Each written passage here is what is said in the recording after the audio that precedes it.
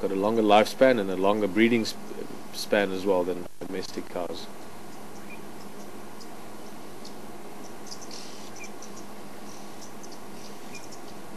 Peter, I've got a question from Mary. Are the diseases that the Cape buffalo have fatal, or is it something they can live with for a long time?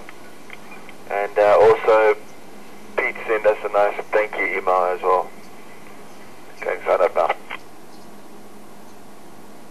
Thanks, Jan. I'm just sending a question through there.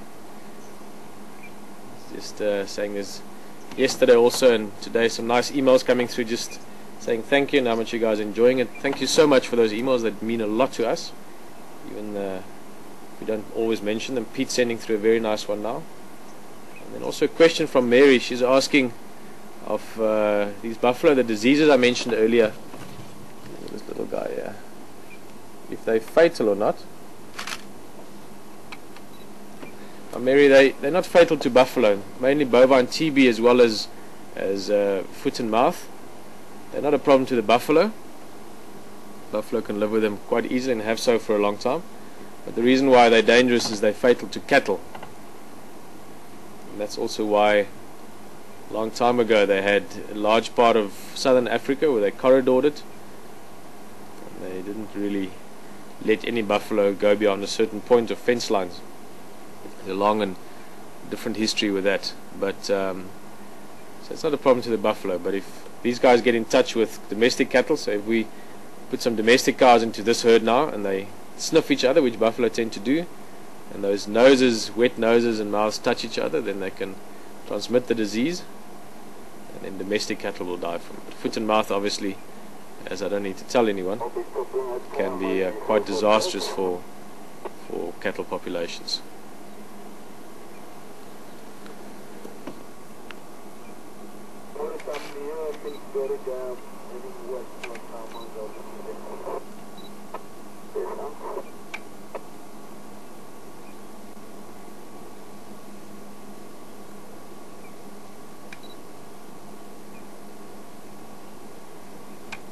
Oh, beautiful light coming out now.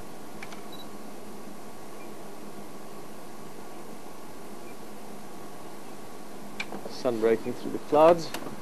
We're also sitting in a particularly pretty area in terms of lots of this combretum, so lots of yellow and reds and beautiful colors around us.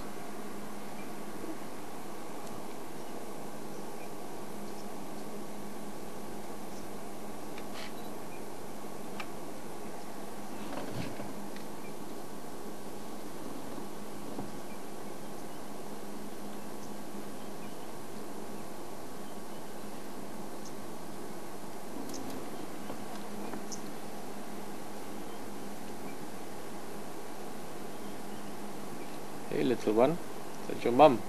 Look at that. Hello mum. Awesome.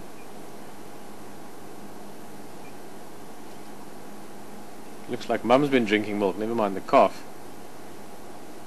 All the chewing, all the foam at the mouth there.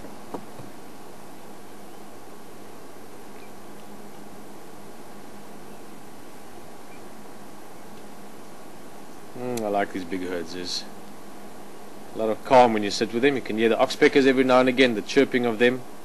Obviously you can imagine a few hundred buffalo. They gather a lot of ticks during a day, and that provides a almost permanent source of food for oxpeckers. So there's always quite a lot of oxpeckers with these herds. Lots of other sounds as well in the distance. I can hear white-browed scrub robin. Oxpecker now and again, Franklin's,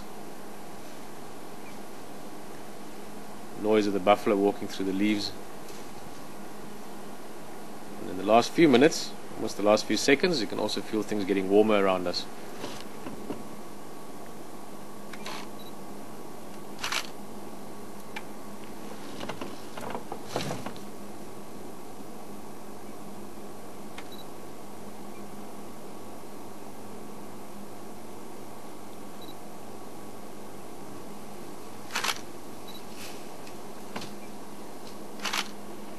What's up with that? Some kind of disturbance there. Something bothering them a little bit.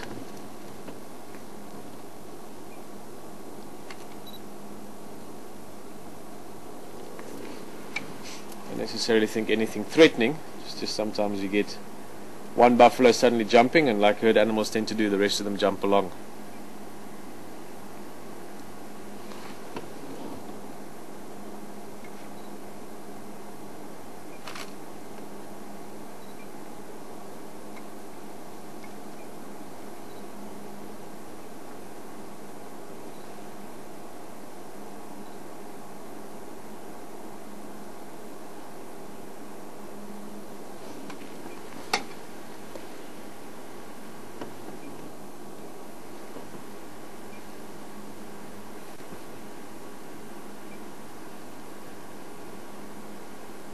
Looking forward to the winter. Talking with Alex last night. Winter time, and also I think we spoke to Jan about it as well. It's been so long since we've seen these big herds.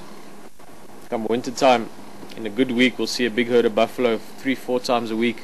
See them drinking, which is one of my favorite spectacles in the bush. Seeing all these animals gather around the edge of a waterhole and all the dust that goes along with it. Especially when you can get there before them and you wait for them. They all come running in. Get a big cloud of dust behind them, and oxpeckers flying and all kinds of noise, and quite often you have lions in the vicinity as well. It's one of the things that's very special about the Lowveld here, these big herds of buffalo.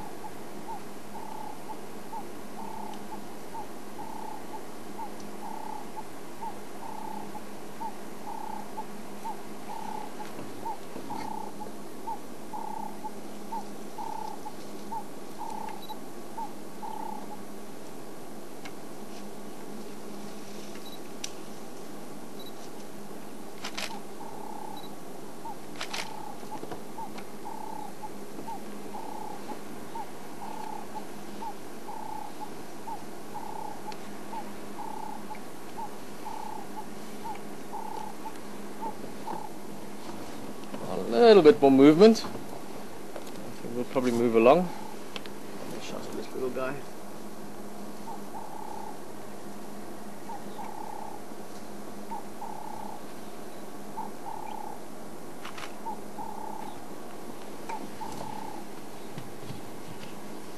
No big rush for these guys.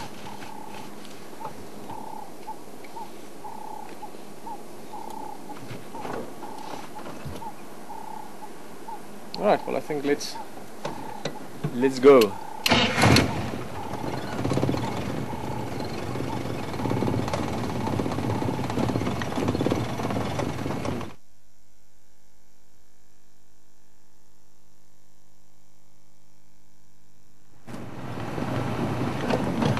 Let's have one more look at that little one. Little calf just lifting its nose up at us there.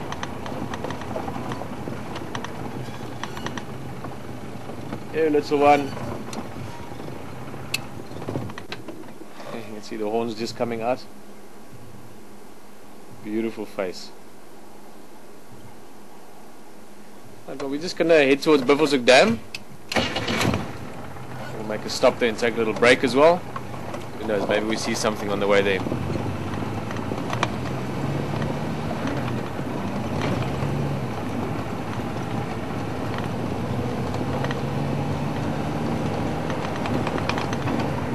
Some of the big guys here on the edge of the herd. We've now moved 50-60 yards away, and you can see it's quite a big female, a big male lying in front there. A bit more. There's another big one in the background as well, also a big bull.